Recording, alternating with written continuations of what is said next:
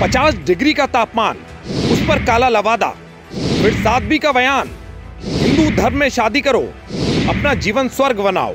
ये है विश्व हिंदू परिषद की फायर ब्रांड नेता साध्वी प्राची। ये जब भी बोलती हैं तो इनके मुख से निकले शब्दों से राजनीति में भूचाल आ जाता है। इन्होंने इस बार भी जो बोला है, जिसके बाद से देश भर में मौलाना बौखलाते हुए नजर आ रहे हैं। वहीं दूसरी तरफ साध्वी प्राची ने अपने शब्दों के तीखे तीर से नीतीश और ममता पर भी निशाना साधा है। नमस्कार, मैं हूं कुमार विकास, आप देख रहे हैं जेवीटी लाइव। देश भर में लोकसभा चुनाव का माहौल अभी से बनना शुरू हो गया है। भारत के कई राज्यों में चुनाव भी होना अभी बाकी हैं। ऐसे में नेता कहां शांत बैठने वाले। बीएचपी की फायर ब्रांड नेता साध्वी प्राची ने बरेली में हनुमान जयंती पर एक ऐसा बयान दे डाला जिसके बाद से ही देश भर के मौलाना भड़के हुए हैं और वो साध्वी प्राची की गिरफ्तारी की मांग कर रहे हैं। तो जरा आप भी सुनिए कि साध्वी प्राची के मुख से ऐसे कौन से तीर चले हैं जिसने देश भर के मौलानाओं के दिलों को घायल कर दिया है। और वो इसलिए चलाया था, कुछ लोग डर की वजह से, कुछ लोगों ने तलवार के डर से सलवार पहन ली थी, तो स्वामी श्रद्धानंद जी ने उनकी घर वापसी कराने का प्रोग्राम कराया। लेकिन अब घर वापसी एक बड़े व्यापक रूप से हो रही है। साध्वी प्राची यही नहीं रुकी, उन्होंने 50 डिग्री तापमान पर काला लवादा ओढ़ने के बाद गर्मी से कैसे बचें, इस पर भी अपना ज्ञान दे दिया। जरा आप भी सुनिए कि ज्ञान कितना साइंटिफिक है। बरेली की मीडिया के माध्यम से मैं उन बहनों के लिए जो काले लिबास में बेचारी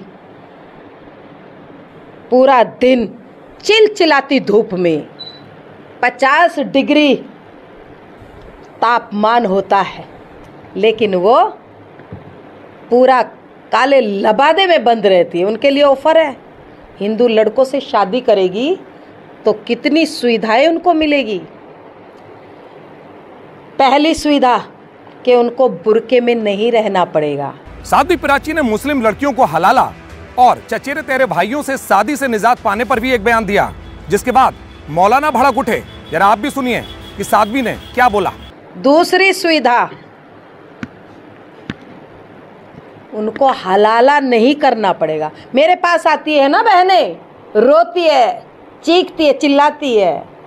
और तीसरी सुविधा, किसी ममेरे चचेरे फुपेरे से उनका कोई इस तरह का शादी का कोई मतलब नहीं रहेगा। फिर साध्वी ने यह बताया कि मुस्लिम लड़कियां अपनी जिंदगी को स्वर्ग कैसे बनाएं, जिसके बाद चारों तरफ हाहाकार मच गया। जरा फिर से सुनिए कि साध्वी ने क्या कहा। और यह 7 जन्मों का बंधन होता है। हालांकि मोदी जी ने तलाक पर प्रतिबंध लगवाया है, भाई कानून बनवाया मोदी जी ने, तो धन्यवाद के पात्र है मोदी जी। और सही पूछे, अगर मुस्लिम लड़की हिंदू लड़कों से शादी करे तो वास्तव में उनकी जिंदगी बहुत स्वर्ग जैसी जिंदगी हो जाएगी।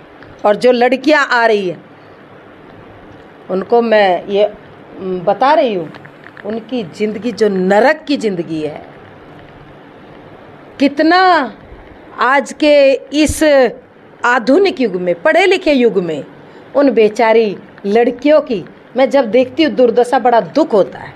तो इसीलिए उनको हिंदू लड़कों से शादी कर लेनी चाहिए, उनकी जिंदगी स्वर्ग की जिंदगी हो।